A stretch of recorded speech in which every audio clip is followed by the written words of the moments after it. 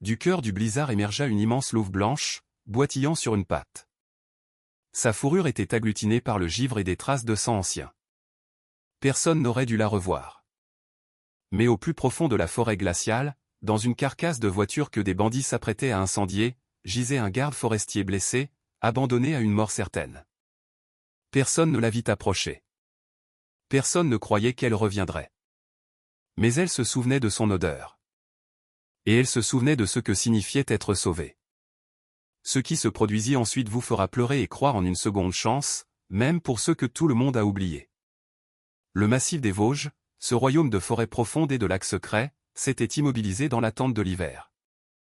Mais cette année-là, novembre n'arriva pas avec de doux flocons, mais avec le souffle furieux de l'Arctique, transformant les sapins majestueux en statues de glace. Le ciel au-dessus du lac de Gérardmer s'était chargé d'un plomb lourd, et le vent, né quelque part dans les déserts glacés de la mer du Nord, se mit à chanter sa mélopée lugubre dans la cime des arbres, annonçant une tempête comme les anciens n'en avaient pas vu depuis un demi-siècle. Sur une route forestière sinueuse, serpentant le long des crêtes rocheuses, une Renault 4 litres transformée, de couleur vert foncé, avançait lentement mais sûrement. Au volant se trouvait Lucas Dubois, un homme dont le nom était connu de chaque braconnier de la région comme le synonyme d'une justice inéluctable. Lucas avait 32 ans et semblait taillé dans le même granit rose qui affleurait sur les crêtes vosgiennes. Grand, les épaules larges et carrées qui peinaient à trouver leur place dans l'habitacle exigu du véhicule, il possédait la force tranquille mais écrasante d'un ours solitaire. Son visage, buriné par les vents du nord, ne portait aucune trace de cruauté, mais dans ses yeux gris, couleur de ciel d'orage, on lisait une fermeté d'acier. Une cicatrice au-dessus du sourcil gauche, souvenir d'une rencontre avec un lynx dans sa jeunesse, ne faisait qu'ajouter à la sévérité de son apparence. Pourtant, lorsque Lucas souriait, ce qui arrivait rarement et seulement en famille, des ridules autour de ses yeux le faisaient ressembler à un bon géant des contes de fées. Il portait la veste d'uniforme de garde forestier avec un col en fourrure, qui sentait les aiguilles de pin et l'huile d'arme. Sur le siège passager reposait sa vieille mais fidèle carabine, prête à servir la défense de cette forêt qu'il considérait comme son temple. La patrouille d'aujourd'hui n'était pas une simple routine. Lucas avait reçu un signalement concernant des traces fraîches d'un véhicule lourd dans la zone protégée de la forêt de Retz, un sanctuaire où les animaux devaient se sentir en sécurité. En arrivant sur les lieux, il découvrit ce qui fit bouillir son sang malgré le gel. Au milieu de jeunes sapins abattus se dressait une tente camouflée, et à côté gisaient des pièges ensanglantés d'une conception barbare, interdits par les conventions sur le bien-être animal. Dans l'un d'eux, on voyait encore des restes de la toison d'un cerf noble. Mais la découverte la plus importante ne fut pas la tente, mais ce que Lucas trouva à l'intérieur, sur une table en bois brut, un épais carnet à la couverture de cuir noir. En l'ouvrant, le garde forestier comprit qu'il tenait entre ses mains la condamnation à mort de tout un gang. C'était une comptabilité de la mort, une liste de clients, des dates de livraison de peaux d'animaux rares et, le plus effrayant, les noms de fonctionnaires corrompus couvrant ce commerce, le tout consigné d'une écriture soignée. Lucas cacha le carnet dans la poche intérieure de sa veste, près de son cœur, comprenant que sa vie valait désormais moins qu'une cartouche si ses notes tombaient entre de mauvaises mains, ou si les propriétaires du camp apprenaient sa disparition. Comme en réponse à ses pensées, le silence de la forêt fut déchiré par le rugissement d'un moteur puissant. Un gros pick-up surélevé et blindé, noir, modifié pour ressembler à un char tout-terrain, déboula dans la clairière. Au volant se trouvait un homme que Lucas reconnut instantanément, Stéphane, surnommé Lassie. Stéphane était l'antithèse de Lucas. Il avait la quarantaine, et toute sa silhouette dégageait non pas de la force, mais l'énergie nerveuse et dangereuse d'un prédateur acculé, prêt à trancher la gorge de n'importe qui. Il portait un manteau coûteux en fourrure de loup polaire, un défi à la nature et à la loi, qui semblait ridicule sur sa silhouette voûtée. Son visage était étroit, avec un nez aussi tranchant qu'une lame de couteau et des lèvres fines, perpétuellement tordues en un rictus méprisant qui dévoilait une rangée de couronnes en or. Il avait gagné son surnom, Lassie, non pas pour son travail du bois, mais pour sa voix sinistre, grinçante, aiguë, qui écorchait l'oreille, et pour sa manière de résoudre les problèmes, il sciait tout ce qui était superflu, que ce soit la conscience, la loi ou les doigts de ses concurrents. Les yeux de Stéphane, petits et fuyants comme ceux d'un rat, remarquèrent Lucas qui glissait le carnet noir dans sa poche. À cet instant, ce n'est pas la peur qui s'alluma dans son regard, mais la fureur froide et calculatrice d'un tueur comprenant que le témoin ne devait pas quitter la forêt vivant. Il a pris le carnet. Ne le laisse pas s'enfuir. Glapit Stéphane à son acolyte, et le lourd pick-up démarra en trombe, soulevant des gerbes de neige, entamant une course mortelle. Lucas, comprenant que dans une confrontation directe sur l'étroite piste forestière, il n'avait aucune chance contre le monstre blindé des braconniers, écrasa l'accélérateur, dirigeant sa Renault 4 litres vers la seule issue possible, le col de montagne du Cros du Loup. La route y était étroite. D'un côté, une falaise à pic, de l'autre, un ravin profond dont le fond se perdait dans la brume glaciale. Et, pire que tout, l'asphalte était déjà recouvert d'une fine et invisible couche de verglas. Tandis que Lucas luttait avec le volant pour maintenir sa voiture sur la route, à des dizaines de kilomètres de là, dans une maison de campagne douillette à la périphérie de Gérardmer, Chloé Martin, la femme de Lucas, était assise près de la fenêtre. Chloé était une femme d'une beauté rare, presque diaphane. À 28 ans, elle avait conservé une fragilité de jeune fille, malgré sa grossesse qui en était à son 9e mois. Ses cheveux blonds, habituellement tressés en une natte, tombaient maintenant en cascade sur ses épaules, encadrant un visage aux traits doux et aux grands yeux bleuets, dans lesquels vivait toujours une musique. Elle était professeure de piano. Son caractère ressemblait à la mélodie d'un nocturne, calme, profond, capable d'apaiser n'importe quel chagrin. Mais maintenant, ses doigts fins tremblaient, serrant une écharpe de bébé inachevée. Chloé ressentait une angoisse inexplicable, celle que l'on nomme intuition féminine ou connexion des âmes. Elle regardait le ciel qui s'assombrissait et murmurait une prière, sentant le bébé en elle s'agiter, comme s'il percevait lui aussi le danger qui planait sur son père. La course sur le col atteignit son apogée. Le puissant pick-up rattrapait la vieille Renault 4 litres, son moteur rugissant comme une bête enragée.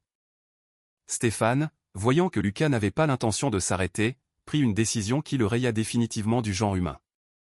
Fini-le. Crachata-t-il, et le pick-up, prenant de la vitesse, percuta avec son lourd pare-choc l'aile arrière de la voiture du garde forestier. Le choc fut d'une violence inouïe. La Renault 4 litres de Lucas, perdant toute adhérence, se mit à tournoyer dans une valse macabre, ses pneus crissant sur la glace. Le monde devant les yeux de Lucas se transforma en un kaléidoscope de ciel gris, de rochers noirs et de neige blanche. La voiture défonça la fragile glissière de sécurité comme si elle était en papier et resta un instant suspendue au-dessus du vide, avant que la gravité ne l'entraîne vers le bas. Le fracas du métal broyé, le tintement du verre brisé et le dernier rugissement désespéré du moteur fusionnèrent en un unique accord funèbre, tandis que la voiture dévalait la pente en tonneaux, brisant des arbres, avant de finalement s'encastrer dans le tronc d'un sapin centenaire, coincé sur un rebord invisible depuis la route. À l'intérieur de l'habitacle déformé, le silence s'installa, seulement troublé par le sifflement du radiateur percé et le hurlement croissant du vent. Lucas gisait immobile, pris au piège dans un étau de ferraille tordue, tandis que du ciel commençaient à tomber les premiers gros flocons de neige, recouvrant le lieu de la tragédie d'un linceul blanc sous lequel tout espoir semblait enseveli. Le silence qui suivit la catastrophe n'était pas une simple absence de son, mais une chape lourde, physiquement palpable, tissée de douleur et de mutisme glacial, qui recouvrit le ravin du Cros du Loup. Lucas Dubois reprit conscience lentement, comme s'il émergeait d'une poix sombre et visqueuse de néant. La première sensation qui lui revint ne fut pas la peur, mais le froid, un froid absolu, pénétrant jusqu'aux os, qui semblait ignorer sa chaude veste et s'enfoncer directement dans son âme. À l'intérieur de la Renault 4 litres détruite régnait une semi-obscurité, à peine dissipée par la lueur fantomatique de la lune qui perçait parfois à travers les nuages déchiquetés de la tempête de neige. Lucas tenta de bouger, et le monde explosa en un éclair aveuglant de douleur provenant de sa jambe droite. Le tableau de bord, écrasé par le choc monstrueux, s'était transformé en un piège d'acier, enserrant mortellement son tibia. Il gémit sourdement, et se sont parus pitoyables et étrangers dans le temple majestueux de la mort glaciale. Le thermomètre, miraculeusement intact sur le tableau de bord, affichait moins 30 degrés Celsius, et la température continuait de chuter en même temps que l'espoir d'être sauvé. Le sang d'une coupure au front inondait son œil gauche, gelant rapidement sur ses cils en une croûte pourpre, et son souffle s'échappait de sa poitrine en épais nuages de vapeur qui se déposaient instantanément en givre sur le pare-brise brisé. La conscience de Lucas, embrumée par le choc traumatique et l'hypothermie naissante, se mit à lui jouer de mauvais tours. Il lui semblait que le vent au dehors murmurait avec la voix de sa défunte mère, l'appelant à la maison, près du poêle chaud. Il faillit céder à cet appel doux et berçant, prêt à fermer les yeux et à s'endormir pour toujours. Mais la pensée de Chloé et de son fils à naître devint l'encre qui le retint au bord de l'abîme. Au même moment, à 30 kilomètres du lieu de la tragédie, dans la douillette maison de campagne des Dubois, le temps aussi semblait avoir perdu la raison, accélérant sa course. Chloé, le téléphone serré dans la main, écoutait les longues sonneries indifférentes qui laissaient place à la voix mécanique d'un répondeur, « Votre correspondant n'est pas joignable ». Chaque seconde de silence dans le combiné résonnait dans son cœur comme un nouveau coup de poignard de la peur, une peur plus forte que la douleur physique des contractions devenues effroyablement fréquentes et intenses. Elle comprit qu'elle ne pouvait plus attendre et composa le seul numéro dont elle se souvint dans ce brouillard de panique, celui de Pierre Leclerc, le père de Lucas. Pierre, qui vivait dans un vieux gîte forestier à l'orée de la forêt, était une légende dans la région. Il avait 65 ans, mais les années semblaient l'avoir seulement endurci, comme le feu trempe l'acier. Il était trapu, avec une poitrine puissante et des mains habituées aussi bien à la hache et au fusil qu'aux soins délicats d'un animal blessé. Son visage, sillonné de rides profondes, rappelait l'écorce d'un chêne centenaire, et sa barbe grise épaisse cachait une cicatrice au menton, souvenir de son service dans les forces spéciales sur des frontières lointaines. Pierre était un homme de peu de mots, sévère, parfois même bourru avec les étrangers. Mais derrière cette armure se cachait un cœur plein de dévotion pour sa famille. Lorsque l'appel téléphonique déchira le silence de sa demeure, il était en train de nettoyer sa vieille carabine. En entendant la voix entrecoupée et pleine de larmes de sa belle-fille, « Papa, ça a commencé. » Lucas ne répond pas. Il comprit tout instantanément. Dans ses yeux, habituellement calmes et pénétrants, couleur de mousse délavée, une lueur d'inquiétude brilla une seconde, mais fut aussitôt remplacée par la détermination froide d'un commandant avant la bataille. « Tiens bon, ma fille, j'arrive. N'aie peur de rien, la lignée des Leclerc est solide, on va s'en sortir, » dit-il d'une voix qui n'admettait aucune objection. Raccrochant, il commença à se préparer avec cette rapidité précise et rodée qui distingue les professionnels. Il comprenait que cette nuit serait la plus terrible épreuve de sa vie. Il allait devoir mener une guerre sur deux fronts, sauver son petit-fils prêt à naître et chercher son fils, disparu quelque part dans l'enfer de glace.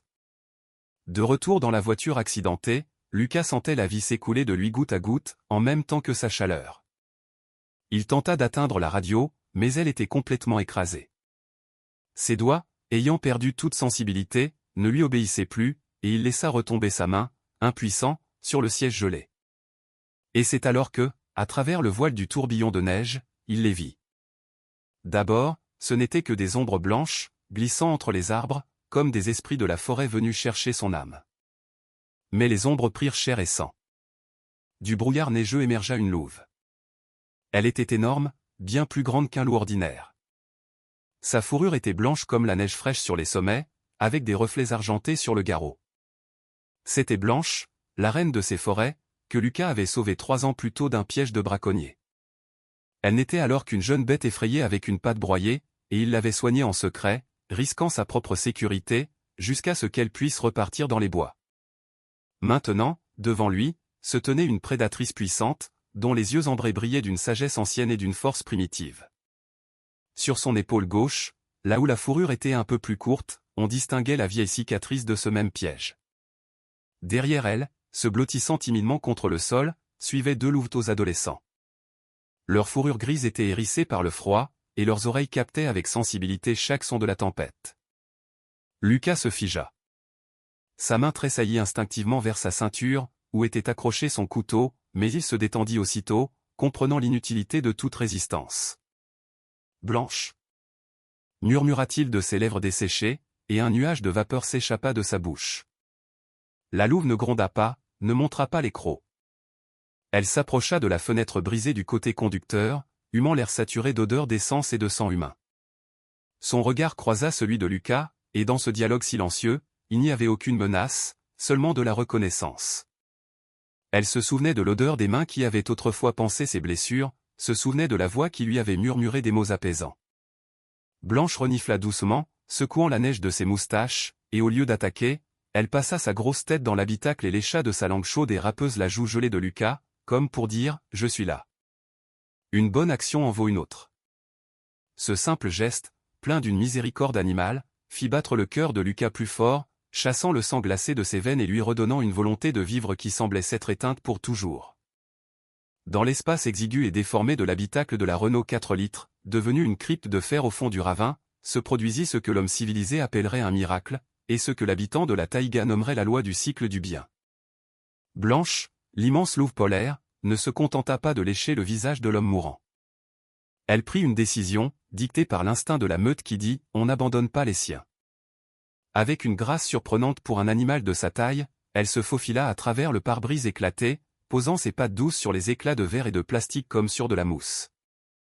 À l'intérieur, cela sentait la peur et le sang en train de geler. Mais Blanche apporta avec elle une autre odeur, celle, dense et sauvage, de la fourrure mouillée, des aiguilles de pin et d'un corps vivant et chaud.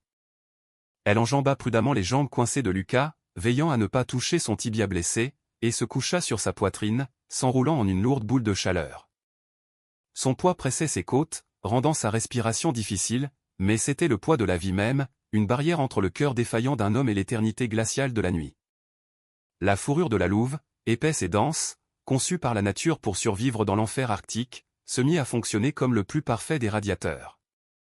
La température de son corps, avoisinant les 40 degrés Celsius, pénétra lentement à travers la veste gelée du garde forestier, dégelant sa torpeur. Lucas, dans un état second entre le délire et la réalité, sentit ce feu vivant se répandre dans ses veines, chassant le froid mortel, et ses doigts, contractés par des spasmes, s'enfouirent instinctivement dans la fourrure rêche du garrot de la bête. Après Blanche, les deux louveteaux, qui s'étaient jusqu'alors timidement blottis près d'une roue, pénétrèrent dans l'habitacle en gémissant et en s'ébrouant. C'étaient les enfants de Blanche, nés au printemps précédent. Et maintenant, confrontés pour la première fois à une tempête aussi rude, ils cherchaient protection auprès de leur mère, mais la trouvèrent aux côtés d'un homme. Le premier à oser fut le mâle le plus costaud, que Lucas, dans des pensées émergeant du brouillard de sa conscience, baptisa Bourrasque. Bourrasque était la copie de son père inconnu, puissant, avec une large poitrine et une bande de fourrure sombre, presque noire, le long de son échine, qui lui donnait l'allure d'un petit mais redoutable combattant. Son caractère se manifestait déjà dans l'audace et la curiosité avec lesquelles il renifla la main ensanglantée de l'homme avant de se coucher contre le flanc gauche de Lucas, le nez humide enfoui sous son aisselle. La seconde louve, Brume, était tout le contraire de son frère, plus petite, plus fine, avec une fourrure d'un gris cendré qui la rendait presque invisible dans la pénombre. Elle était prudente, craintive, les yeux pleins de méfiance, mais voyant le calme de sa mère, elle surmonta sa peur et s'enroula en boule aux pieds de Lucas, se pressant contre sa cuisse valide. Ainsi, dans le ventre de la voiture détruite, se forma une étrange symbiose primitive. L'homme et les trois prédateurs, se réchauffant mutuellement de leur souffle et de la chaleur de leur corps, devinrent un organisme unique, résistant à la fureur des éléments. Pendant ce temps, dans le gîte forestier de Pierre Leclerc, battu par les vents, se jouait son propre drame, non moins intense que la lutte pour la vie dans le ravin. Le vieil homme des forces spéciales, après avoir raccroché le téléphone, se figea un instant devant la carte détaillée de la région accrochée au mur, parsemée d'annotations que lui seul pouvait comprendre. Avec un marqueur rouge imaginaire, il traça une ligne de sa maison au hameau où Chloé accouchait dans la douleur, et une autre ligne, en direction du col du Croc du Loup, où, comme le lui suggérait son cœur de père et son expérience de pisteur, se trouvait Lucas. La distance jusqu'à son fils était plus courte, mais le chemin passait par des chablis et des rochers, infranchissables par un tel temps. Le chemin vers sa belle-fille était plus long, mais la route, bien qu'enneigée, existait. Pierre regarda ses mains, larges, noueuses, couvertes de taches de vieillesse, mais encore capables de tordre des fers à cheval. Dans son esprit, habitué au calcul tactique, une lutte déchirante s'engagea. L'instinct hurlait « Sauve ton sang », exigeant qu'il se précipite vers son fils. Mais la raison du chef commandait « Sauve celui qui est sans défense ». Lucas est un homme, un roc, le sang des Leclerc coule en lui, capable de survivre là où un ours abandonnerait. Chloé, en revanche, est une fleur fragile, et l'enfant prêt à venir au monde dépend entièrement d'une aide extérieure. « Pardonne-moi, mon garçon », murmura Pierre, s'adressant à la photo de son fils sur la cheminée, où Lucas posait avec son premier grand tétras. « Tu dois tenir jusqu'au matin. Tu es fort. Moi, je dois sauver mon petit-fils. » Sur ces mots, il se retourna brusquement, jeta sur ses épaules une lourde peau de mouton, attrapa sur la table les clés de son véhicule tout-terrain artisanal, et sortit dans la nuit hurlante. Le vent le frappa au visage avec une telle force qu'il faillit le renverser. Mais Pierre ne fit que baisser la tête, enfonçant sa chapka. Il connaissait cet engin comme sa poche. Le véhicule, qu'il avait surnommé la bête, rugit, crachant des nuages de fumée bleutée, et s'élança, broyant les congères. Le trajet jusqu'à la maison de Chloé se transforma en une bataille. La visibilité était presque nulle. Les phares n'extirpaient de l'obscurité qu'un tourbillon de neige, créant un couloir de lumière hypnotique menant nulle part.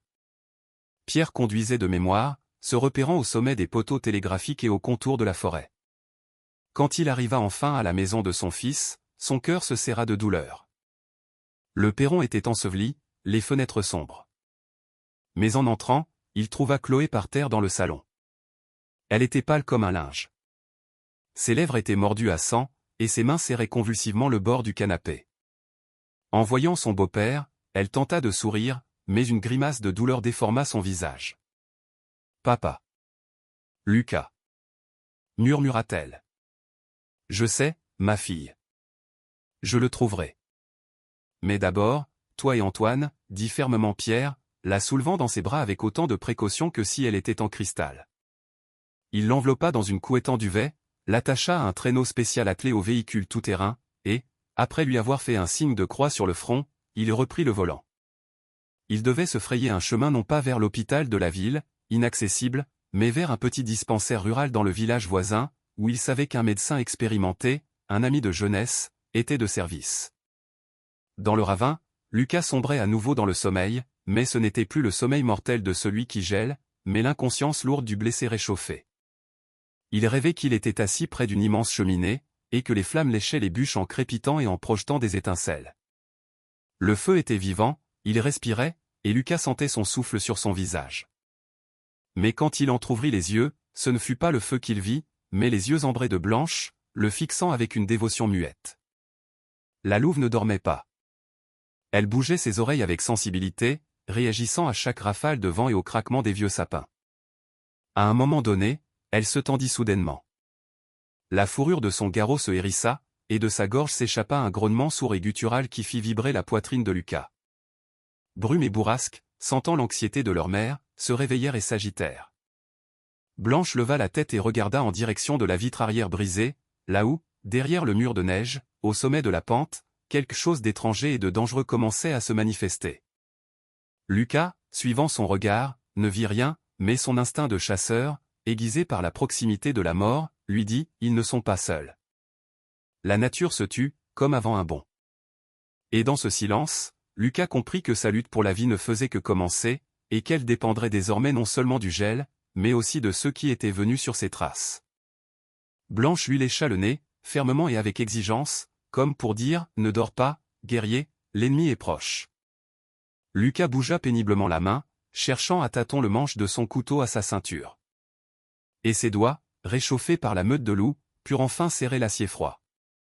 La nuit sur les Vosges s'était épaissie jusqu'à devenir de l'encre, dans laquelle se noyaient même les étoiles les plus brillantes. Mais pour Pierre Leclerc, l'obscurité n'était pas un ennemi, mais une vieille connaissance avec laquelle il avait appris à négocier du temps de son service dans les zones de conflit.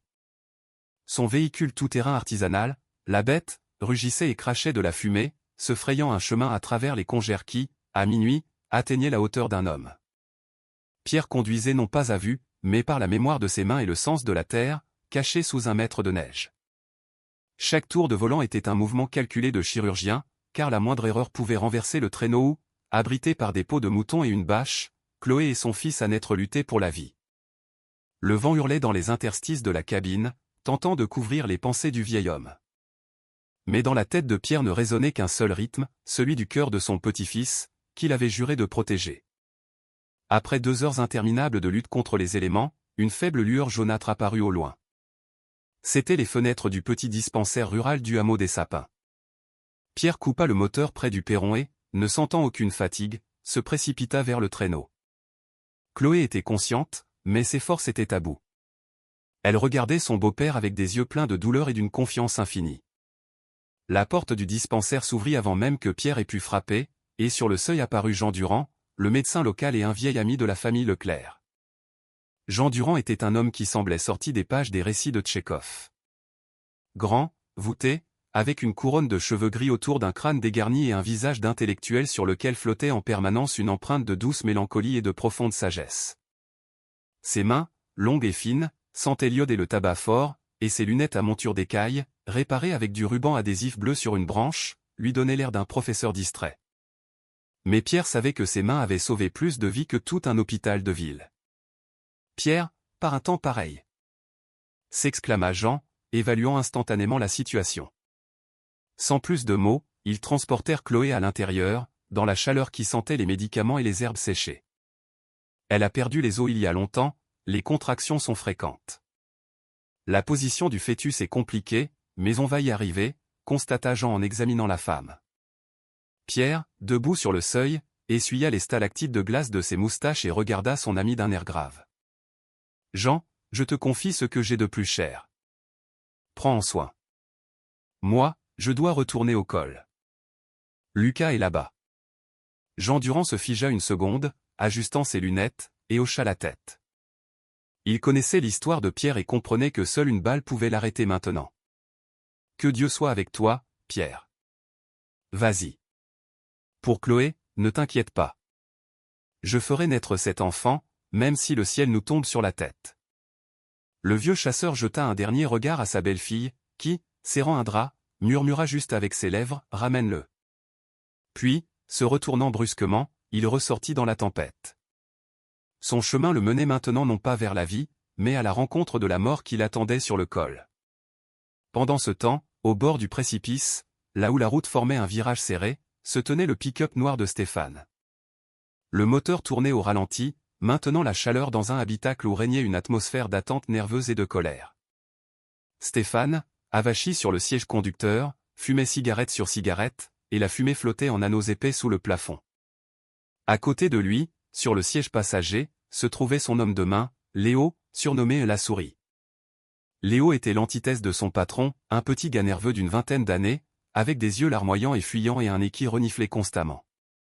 Son visage était étroit, avec un menton pointu et couvert de taches de rousseur, et une rare barbiche qu'il triturait sans cesse de ses doigts sales.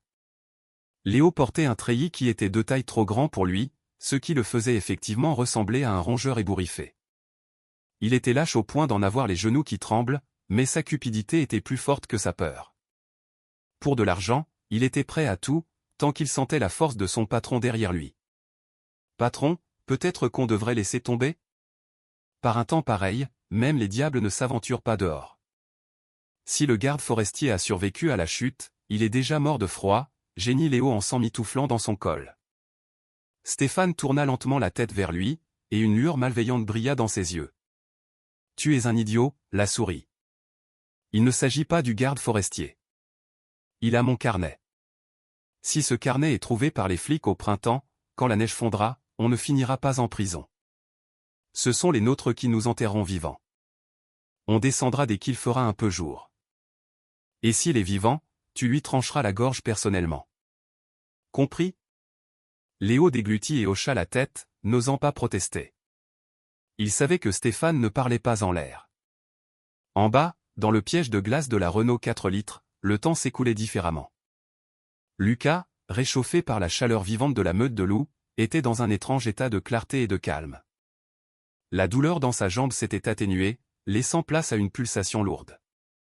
Blanche ne dormait pas. Elle était allongée, la tête lourde posée sur son épaule. Ses oreilles étaient tournées vers la pente. Lucas sentait le rythme de sa respiration changer. Parfois profond et régulier, parfois saccadé et alerte. Il comprenait ce langage sans mots. La louve entendait ce qui était inaccessible à l'oreille humaine, la vibration d'un moteur en marche là-haut, le crissement de la neige sous les roues d'un véhicule lourd. Elle savait que la menace n'était pas partie. Elle s'était simplement tapie, attendant son heure. Les louveteaux, bourrasques et brumes, dormaient, blottis avec confiance contre l'homme, et Lucas, en les regardant, ressentait un sentiment poignant de responsabilité. Ces animaux, que les hommes considéraient comme des tueurs sans pitié, partageaient maintenant avec lui leur dernière chaleur, lui sauvant la vie. Tandis que là-haut, des hommes, dotés de raison et d'une âme, préparaient un meurtre. Cette pensée, amère et perçante, chassa définitivement le sommeil. Lucas commença à tâter prudemment l'espace autour de lui avec sa main libre. Il lui fallait une arme. La carabine était restée quelque part dans la neige lors de la chute. Le couteau était à sa ceinture, mais c'était peu contre deux bandits armés. Ses doigts butèrent contre quelque chose de dur sous le siège. C'était une vieille et lourde clé à molette et une fusée de détresse qu'il gardait toujours en cas d'accident. Un faible sourire effleura ses lèvres. Ce n'était pas une Kalachnikov, mais c'était une chance. On va encore se battre, Blanche, murmura-t-il à l'oreille douce de la louve. On ne se laissera pas faire si facilement. Le ciel à l'est commença à pâlir, annonçant l'aube. La tempête, ayant déversé toute sa fureur pendant la nuit, commençait à se calmer, ne laissant derrière elle qu'une poudrerie et un froid glacial.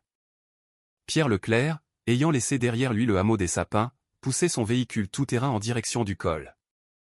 Il n'était plus simplement un père inquiet, il était un chasseur sur le sentier de la guerre. Un plan s'était déjà formé dans sa tête. Il arrêta son engin à quelques kilomètres du lieu de l'accident, le gara dans un épais fourré de sapins et le camoufla avec des branches. Il continuerait à pied, sur de larges skis de chasse, pour ne pas se trahir par le bruit du moteur. Il sortit de son étui sa vieille carabine, une arme qui avait traversé avec lui le feu et l'eau, vérifia la culasse, et son visage se pétrifia. Il se déplaçait rapidement et silencieusement, se fondant dans la forêt comme un esprit de la taïga. Il savait que chaque minute comptait. Si les bandits décidaient de descendre, Lucas n'aurait aucune chance. « Tiens bon, mon fils. Papa arrive. » murmura-t-il au rythme de ses pas. Et là-haut, au bord du précipice, Stéphane jeta son mégot dans la neige et regarda sa montre. « C'est l'heure, ordonna-t-il. Sors les cordes, la souris. Allons voir comment va notre héros. » Léo, tremblant de froid et de peur, sortit à contre-cœur de la voiture chaude, et le bruit de la portière qui se referma résonna dans le silence matinal comme le coup de pistolet de départ, annonçant le début de la bataille finale. Le matin sur les Vosges ne se leva pas avec une lumière timide et douce, mais éclata en un incendie glacial et éblouissant. Le soleil, surgissant de derrière l'horizon, transforma le monde enneigé en un royaume de millions de miroirs, chacun reflétant le bleu froid du ciel et la pureté impitoyable de l'hiver. La tempête, qui avait fait rage toute la nuit, était partie vers le nord, laissant derrière elle un silence vibrant, comme une corde tendue prête à se rompre au moindre contact.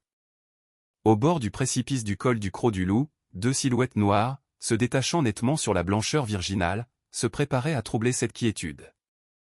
Stéphane, ajustant son harnais de sécurité par-dessus son manteau coûteux, vérifia les mousquetons avec la minutie d'un bourreau préparant l'échafaud. Ses mouvements étaient sobres et précis, contrastant avec les gestes saccadés et agités de son complice, Léo la souris. Léo, debout à côté de lui, avait l'air d'une pitoyable caricature d'homme défiant les éléments. Sa veste de treillis, trop large pour son corps chétif, se gonflait sous le vent, le faisant ressembler à un épouvantail débraillé, et ses dents claquaient si fort que même le craquement de la neige sous ses bottes ne parvenait pas à le couvrir. Dans ses mains, Léo serrait une vieille kalachnikov au bronzage usé, dont la crosse était réparée avec du ruban adhésif. Une arme aussi peu fiable et abîmée par la vie que son propriétaire. Ne flippe pas, la souris. C'est pour descendre, pas pour monter. La gravité va nous aider, ricana Stéphane, dévoilant ses couronnes en or, et il fut le premier à faire un pas dans le vide, suspendu à la corde d'alpinisme. Léo, se signant d'une main tremblante, un geste qui paraissait sacrilège pour un homme allant tuer, le suivit, dérapant maladroitement à chaque glissade de ses bottes. En bas, dans la crypte de glace de la Renault 4 litres accidentée, Lucas Dubois ouvrit les yeux, ayant senti le changement dans la vibration de l'air avant même d'entendre les sons. Un rayon de soleil, perçant à travers la toile d'araignée des fissures sur le pare-brise, tomba sur la fourrure de Blanche, la faisant briller d'argent. La louve n'était plus couchée. Elle se tenait dans une posture tendue, les oreilles plaquées contre sa tête, et ses yeux ambrés, rétrécis en fente, suivaient sans ciller les ombres qui rampaient sur la pente du ravin. Lucas, surmontant la douleur lancinante dans sa jambe broyée, qui ressemblait maintenant à une tige de plomb en fusion, tendit lentement la main vers la tête de la bête. Ses doigts, endurcis par le travail et le gel, touchèrent le nez humide de la louve. « C'est l'heure, ma belle, » murmura-t-il, mettant toute sa volonté dans ses mots. Ce n'était pas l'ordre d'un maître à son chien, mais la requête d'un partenaire. Blanche comprit. Elle poussa doucement du nez les louveteaux endormis, les faisant reculer plus profondément sous le tableau de bord tordu, dans une niche sombre où aucun regard fortuit ni aucune balle perdue ne pourrait les atteindre. Bourrasque, qui avait tenté de sortir un museau curieux, reçut de sa mère un grognement bref et autoritaire et se tut docilement, se blottissant contre sa sœur. S'étant assuré que sa progéniture était en sécurité, Blanche se tourna vers Lucas. Dans son regard, pendant une seconde, brilla quelque chose d'humain, un adieu ou une promesse. Puis, d'un mouvement souple, elle se glissa hors de l'habitacle par le trou où se trouvait autrefois la portière du conducteur. Une fois sur la neige, elle ne s'enfuit pas pour sauver sa peau. Au contraire, elle se figea en terrain découvert, à seulement 10 mètres de la voiture, offrant son magnifique flanc blanc aux rayons du soleil. C'était un défi. C'était un leurre. Léo, qui descendait en deuxième, fut le premier à remarquer le mouvement en bas. D'abord, il crut à une hallucination due à la peur et au froid, un fantôme blanc surgit de nulle part. Mais ensuite, le fantôme tourna la tête, et Léo vit des yeux vivants et ardents. « Un loup, patron. Il y a un loup blanc. » hurla-t-il, et sa voix, fine et criarde, se répercuta en écho sur les rochers. Dans le cerveau de Léo, empoisonné par la cupidité et de petits rêves, un interrupteur bascula instantanément. Il oublia le froid, l'ordre de Stéphane, et même la raison de leur présence. Devant lui, ce n'était pas juste une bête, mais une montagne d'argent. Il avait entendu dans les bars que les peaux de loup polaire blanc, surtout d'une telle taille, se vendaient une fortune sur le marché noir. Assez pour acheter une voiture d'occasion et foutre le camp de ce trou paumé. « Elle est à moi. » siffla-t-il, et l'avidité obscurcit sa raison. Détachant le mousqueton de sécurité alors qu'il ne restait que quelques mètres jusqu'au sol, il sauta dans une profonde congère et, épaulant son fusil, ouvrit un feu désordonné. Les rafales déchirèrent le silence cristallin du matin, projetant des gerbes de neige autour de Blanche. Mais la louve était prête. Elle n'était pas une cible de stand de tir, elle était l'esprit de la taïga. À une vitesse incroyable, elle bondit sur le côté, zigzagant entre les rochers, éloignant le tireur de la voiture, loin de ses petits et de l'homme blessé. « Arrête, idiot. Reviens. On n'est pas là pour ça. » beugla Stéphane, qui avait déjà touché le sol et observait avec fureur son acolyte, s'enfonçant jusqu'à la taille dans la neige, courir à travers la forêt derrière l'éclair blanc en poussant des cris sauvages. Stéphane cracha dans la neige, son visage déformé par une grimace de haine. Il était seul. Mais peut-être que c'était mieux ainsi. Moins de témoins, moins de problèmes. Il ajusta sa carabine, une arme de chasse à canon court ressemblant à un fusil d'assaut, et se dirigea vers la voiture de Lucas. Ses pas étaient lourds et assurés. C'était la démarche d'un maître de la vie, venu réclamer son dû. Il savait que Lucas était là. Il avait vu les traces de sang sur la neige près de la portière. Alors, le garde forestier, on joue à cache-cache ? Lança-t-il à voix haute, savourant le son de sa propre voix.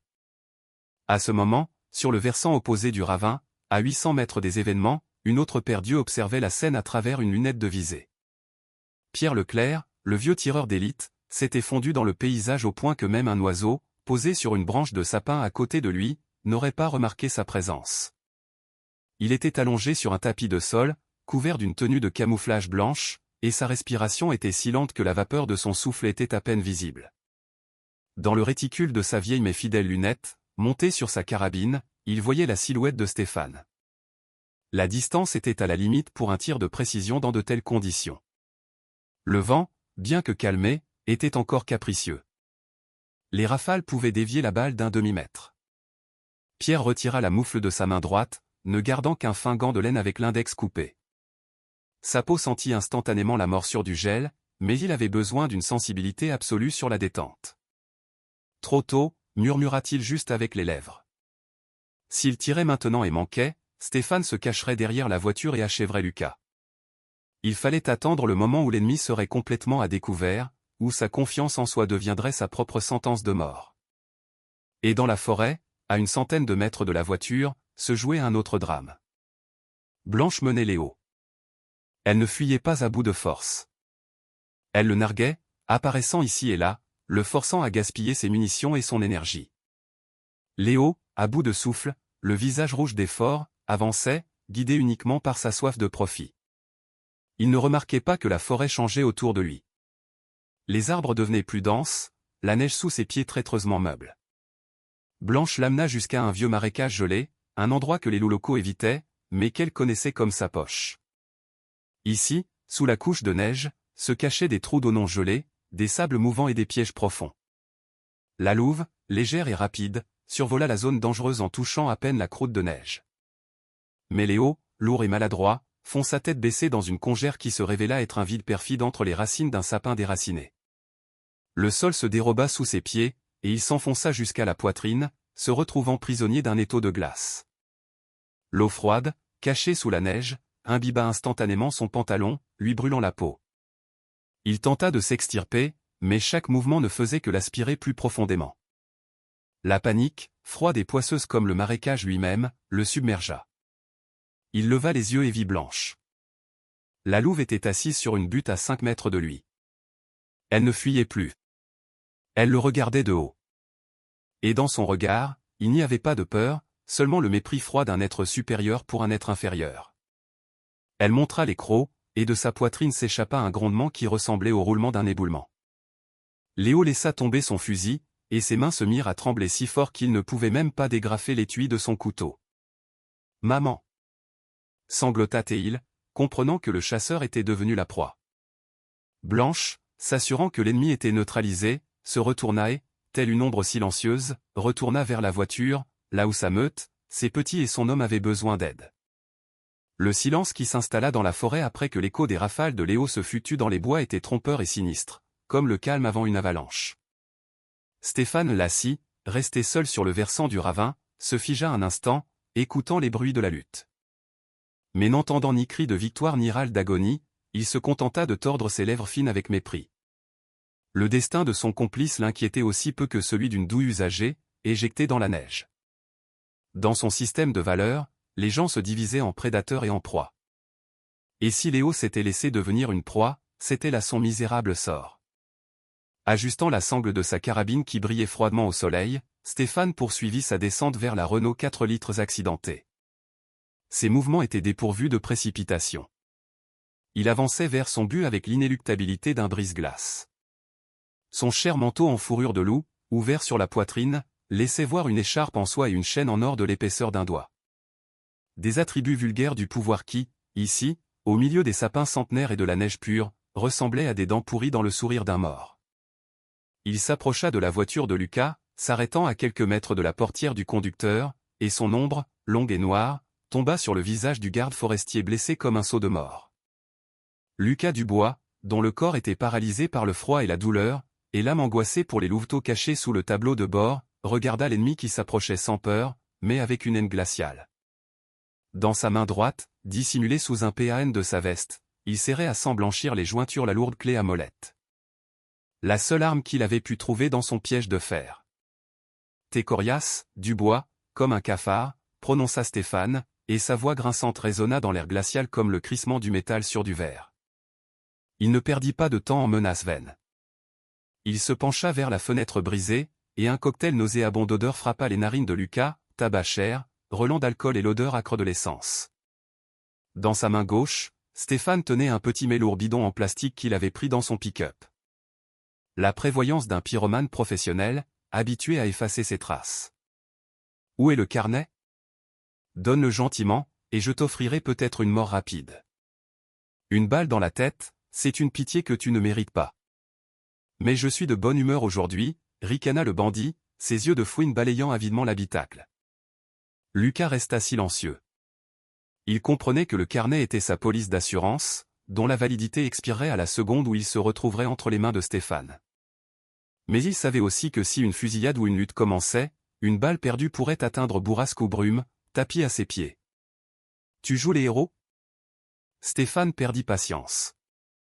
Il arracha violemment la portière, qui ne tenait plus qu'à un fil après le choc contre l'arbre, et celle-ci tomba dans la neige avec un gémissement plaintif. Lucas était maintenant complètement à découvert. Stéphane aperçut la poche intérieure bombée de la veste du garde forestier et, avec un grognement triomphant, tendit la main. Lucas se débattit, essayant de frapper avec la clé, mais ses mouvements étaient trop lents à cause de sa blessure et du froid. Stéphane intercepta facilement son bras, lui tordit le poignet avec un plaisir sadique, forçant Lucas à lâcher son arme, et d'un geste brusque, il extirpa le précieux carnet noir. « Le voilà, mon trésor !» murmura-t-il en feuilletant les pages de ses doigts gelés.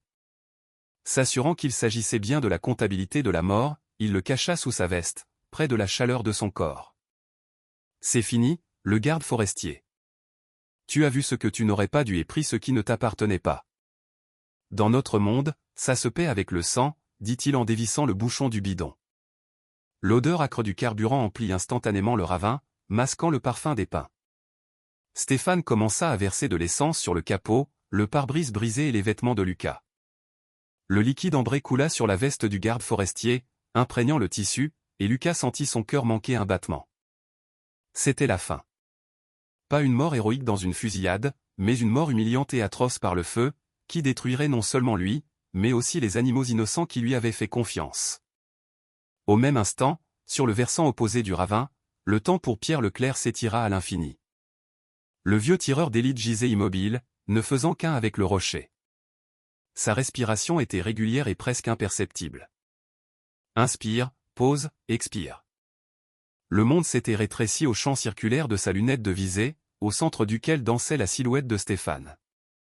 Pierre voyait tout, comment le bandit avait pris le carnet, comment il avait ouvert le bidon, comment le jet d'essence avait frappé la poitrine de son fils.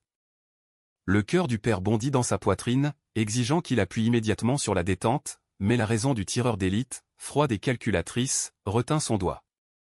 Distance 800 mètres. Le vent, qui s'était calmé en bas, était toujours capricieux ici, en altitude. Les rafales changeaient de direction toutes les quelques secondes, jouant avec la cime des sapins.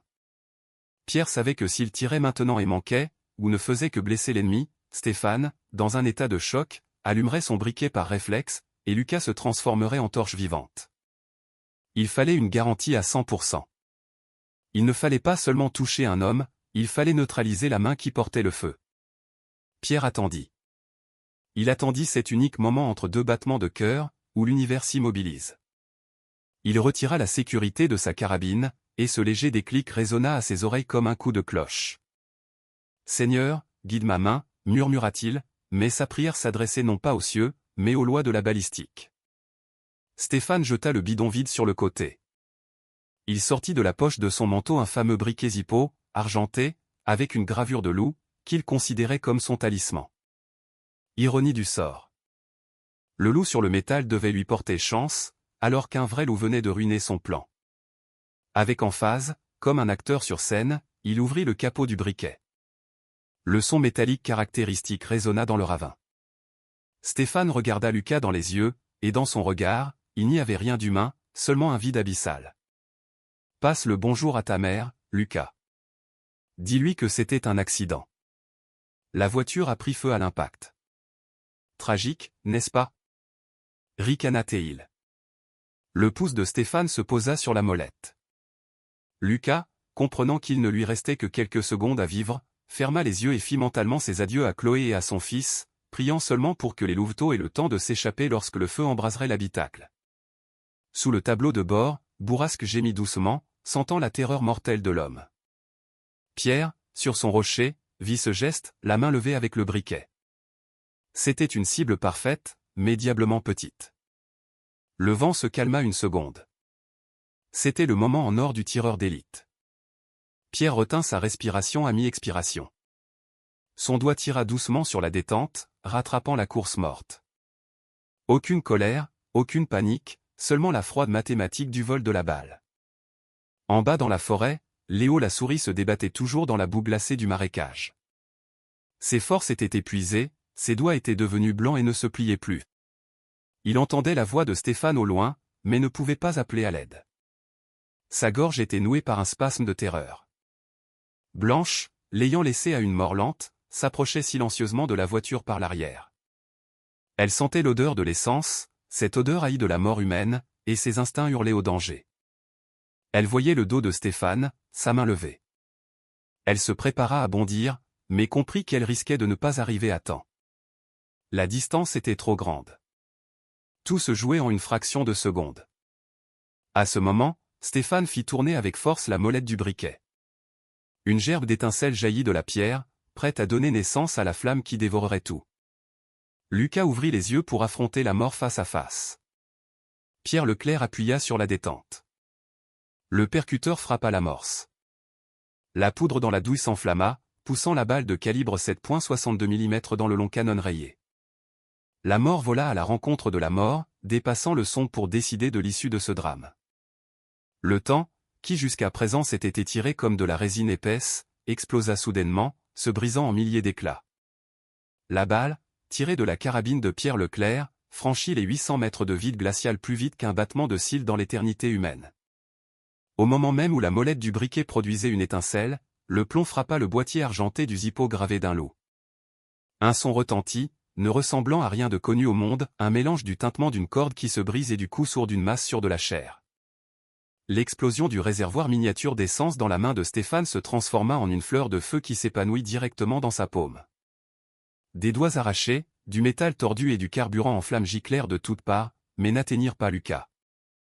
Stéphane, projeté en arrière par l'énergie cinétique monstrueuse de l'impact, chancela et s'effondra sur le dos, lâchant sa carabine. Son hurlement, plein d'une terreur animale et d'une douleur inhumaine, déchira le silence du ravin, faisant s'envoler les corbeaux de la cime des sapins. Il se roulait dans la neige, serrant sa main mutilée qui n'était plus qu'un amas sanglant, fumant dans le froid. L'odeur de chair brûlée se mêla à celle de l'essence, créant une atmosphère nauséabonde de boucherie. Lucas, assourdi par le tir mais comprenant instantanément ce qui s'était passé, réalisa que c'était sa seule chance. L'adrénaline, inondant son sang, anesthésia un instant la douleur de sa jambe brisée.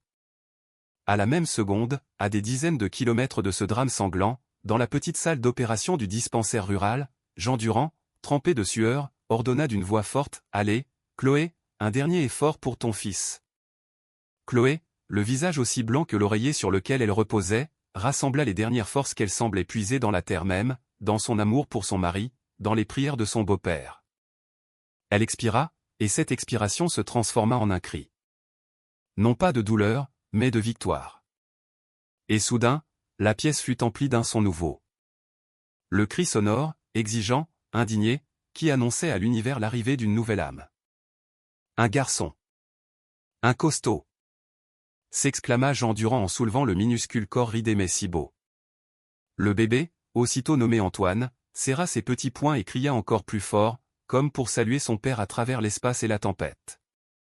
Chloé, à travers ses larmes de bonheur, murmura, « Vis, Antoine, papa t'entendra. » Et comme obéissant à cet appel, sur le col du Croc du Loup, la vie entama la phase décisive de sa lutte.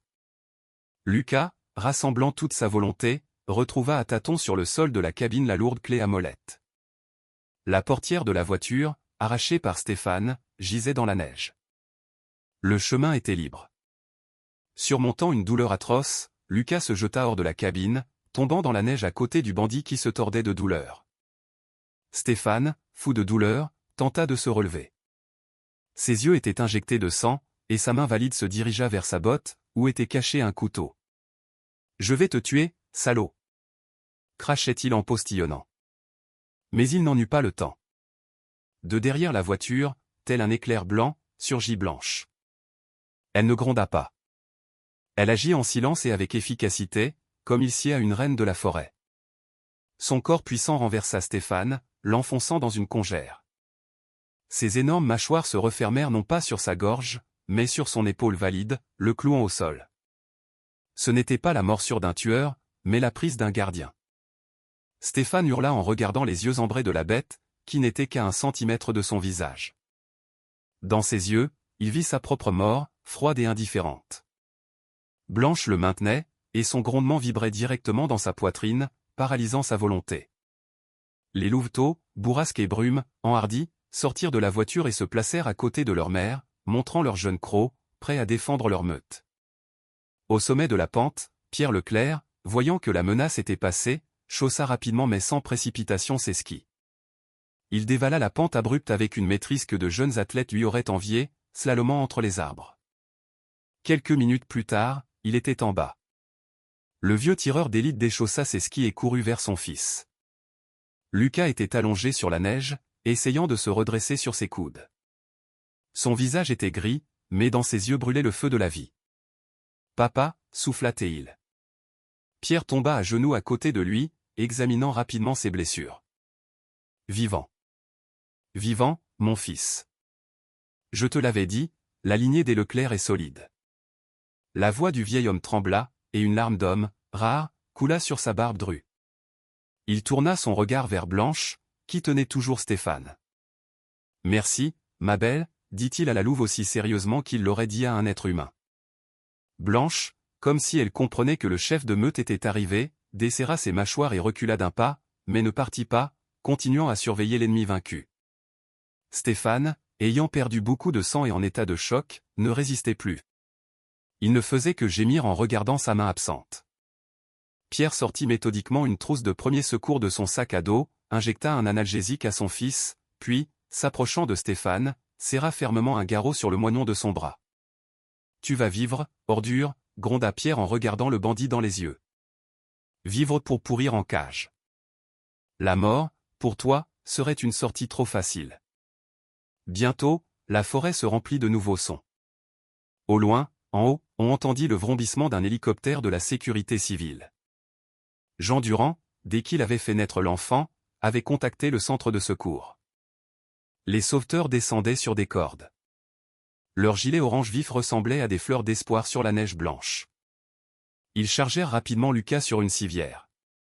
Alors qu'on le hissait, il chercha du regard la louve. Elle se tenait à la lisière de la clairière, entourée de ses enfants. Elle ne s'approcha pas des hommes. L'instinct lui commandait de rester à distance du bruit de l'hélicoptère et des étrangers. Mais leurs regards se croisèrent. Lucas leva faiblement la main en un geste d'adieu. Blanche cligna des yeux, sa queue remua une fois, et, se retournant, elle se fondit silencieusement dans la forêt, emportant avec elle le secret de cette nuit. Pierre, s'assurant que son fils était évacué, s'approcha de Stéphane ligoté et de Léo, retrouvés non loin de là, à moitié gelés mais vivants, que les sauveteurs avaient sortis du marécage. « C'est fini », dit-il en regardant le ciel pur où un soleil éclatant inondait de lumière les Vosges. Dans la poche de sa veste, son téléphone sonna. Le réseau était enfin revenu. C'était Jean Durand. « Pierre, tu as un petit-fils. Antoine. 3,8 kg. En pleine forme. » Pierre Leclerc, le guerrier sévère et l'homme inflexible, tomba à genoux dans la neige et se mit à rire, un rire fort, heureux, jusqu'aux larmes, et l'écho de son rire roula sur les montagnes, annonçant la victoire de la vie sur la mort. L'hiver dans les Vosges cédait sa place à contre-cœur, s'accrochant de ses griffes de glace aux ravins ombragés. Mais en mai, le soleil affirma définitivement son pouvoir, transformant la région austère en un jardin fleuri. Le lac de Gérardmer s'était débarrassé de ses entraves de glace, et ses eaux, profondes et pures, reflétaient désormais le bleu azur du ciel, jouant avec les reflets du soleil sur la crête des petites vagues. L'air était imprégné du parfum doux et enivrant du cerisier en fleurs et de la résine fraîche. Il semblait que la terre elle-même respirait à plein poumon, célébrant la victoire de la vie sur la mort.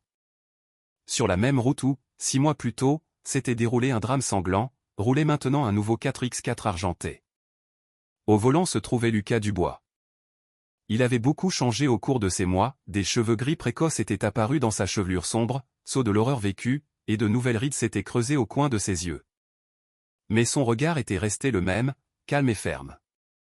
À côté de lui, sur le siège passager, était assise Chloé. Elle était épanouie. La maternité lui avait conféré une beauté douce et particulière. Elle se retournait sans cesse vers l'arrière, où, dans un siège auto, faisant des bulles et gazouillant, était assis Antoine Dubois, âgé de 6 mois.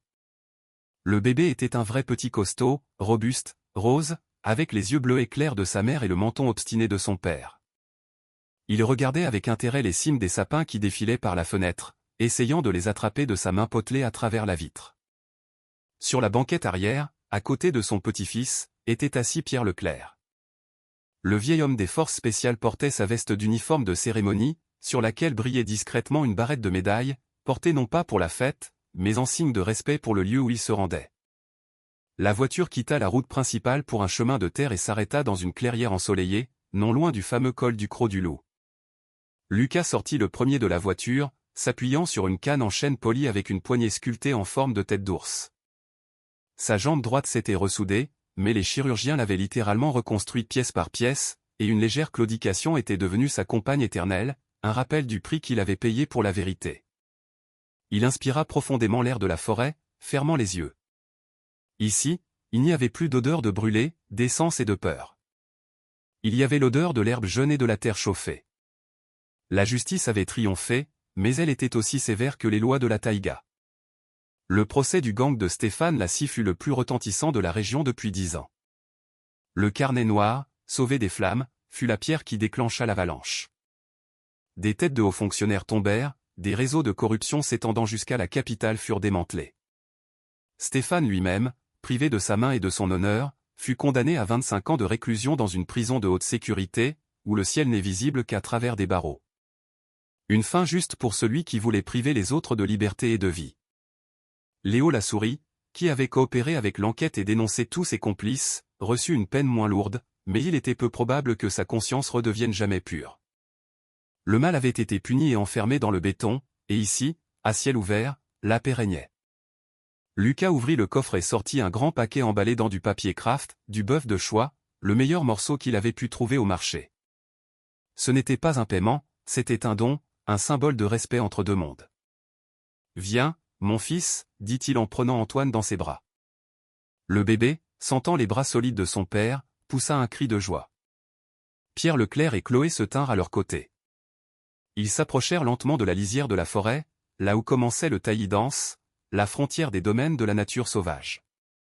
Lucas déposa la viande sur un grand rocher plat couvert de mousse, qui servait d'autel dans ce temple de la forêt. Puis ils reculèrent vers la voiture, sans troubler le silence par des conversations bruyantes. Ils attendirent. 10 minutes passèrent, puis 20. La forêt vivait sa vie. Les oiseaux chantaient, un pic-vert frappait quelque part, le vent bruissait dans les cimes. Et alors que l'espoir de les voir commençait à s'évanouir, les branches d'un buisson s'écartèrent silencieusement. D'abord, elle apparut, Blanche, la reine blanche de la taïga. Sa fourrure d'hiver touffu avait été remplacée par un pelage d'été plus léger, mais elle n'en était pas moins majestueuse. Elle semblait en bonne santé et forte. Les cicatrices sous sa nouvelle fourrure étaient invisibles, mais leur souvenir vivait dans ses yeux ambrés et sages. Elle entra dans la clairière non pas en quémandeuse, mais en maîtresse des lieux accueillant des invités. Elle s'approcha du rocher, huma l'odeur de la viande, mais n'y toucha pas tout de suite. Elle leva la tête et regarda droit vers Lucas. Dans ce regard, il n'y avait pas de sauvagerie. Il y avait de la reconnaissance et, peut-être, quelque chose qui ressemblait à un sourire animal. Derrière elle, sortirent de l'ombre des arbres deux jeunes loups, Bourrasque et Brume. Ils étaient méconnaissables.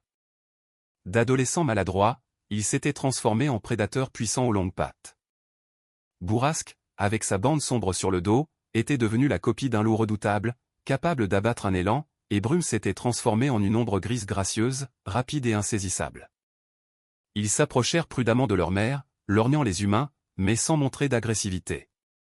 Blanche gronda doucement, autorisant ses enfants à commencer le repas, tandis qu'elle-même restait immobile, poursuivant son dialogue silencieux avec l'homme.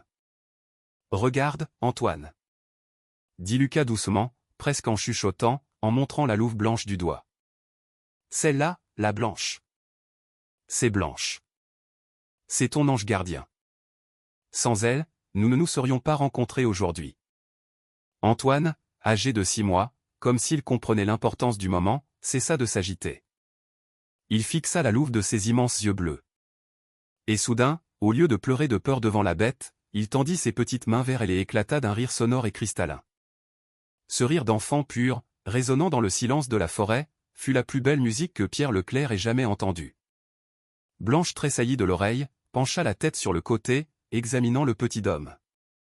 Dans ses yeux, il n'y avait pas de lueur prédatrice, seulement la curiosité calme d'une mère observant un petit d'une autre espèce. Entre eux, la bête qui tue pour vivre et l'enfant qui commence à peine sa vie, un fil invisible se tissa, fait de cette magie ancienne qui existait sur Terre bien avant que les hommes ne construisent des villes et n'inventent des armes. Pierre Leclerc s'avança, retira son képi et s'inclina profondément devant la louve. C'était le salut d'un guerrier à un autre, une reconnaissance d'égalité et de gratitude pour la lignée sauvée. « Longue vie à toi, mère, et que ton sentier soit toujours chanceux, » prononça-t-il d'une voix rauque. Blanche cligna des yeux, acceptant l'hommage. Elle émit un bref son guttural, appelant ses enfants. Bourrasque et Brume, saisissant des morceaux de viande, se retirèrent docilement à la lisière de la forêt. La louve regarda une dernière fois Lucas, sa canne, son fils, et dans son regard on lisait un adieu. La dette était payée. Le cercle était bouclé. Elle se retourna et, d'un trot lent et royal, se dirigea vers le taillis, se dissolvant dans la verdure comme une brume matinale sous le soleil. Lucas resta là, la suivant du regard jusqu'à ce que la pointe blanche de sa queue disparaisse complètement. Il ne ressentait pas de tristesse, mais une légèreté lumineuse. Il serra Chloé dans ses bras, pressa son fils contre lui et sentit la main de son père sur son épaule. « Alors, les Dubois » dit Pierre en remettant son képi. On rentre à la maison. On a encore beaucoup à faire. La forêt est sous bonne garde, et nous, on doit élever la nouvelle génération. Ils montèrent dans la voiture et repartirent vers la ville, à la rencontre de la vie qui, maintenant, après avoir touché à l'éternité, leur semblait le plus précieux des dons. Et au-dessus de la taïga, haut dans le ciel bleu, planait un aigle, observant le petit point argenté sur la route et l'ombre blanche qui glissait en bas, veillant sur la paix et l'harmonie éternelle de ce monde rude mais magnifique. Parfois, les miracles entrent dans notre vie non pas avec le tonnerre et les éclairs, mais silencieusement, sous les formes les plus inattendues. Pour Lucas, le salut est venu par la chaleur d'une bête sauvage à qui il avait un jour montré de la miséricorde, et par la foi inébranlable de son père et de sa femme. Cette histoire nous rappelle que le Seigneur ne nous abandonne jamais, même lorsque nous sommes pris dans les griffes glaciales du désespoir. Il agit à travers la nature, les circonstances et les mains de ceux qui nous aiment, montrant que le bien offert au monde revient toujours au centuple. Peut-être qu'en ce moment même, vous ou vos proches traversez votre propre tempête. Que ce récit soit pour vous un phare d'espérance. Rappelez-vous que même dans la nuit la plus sombre, l'aube est inévitable, et l'aide est souvent plus proche qu'on ne le pense. Croyez en la puissance du bien, et il deviendra votre bouclier.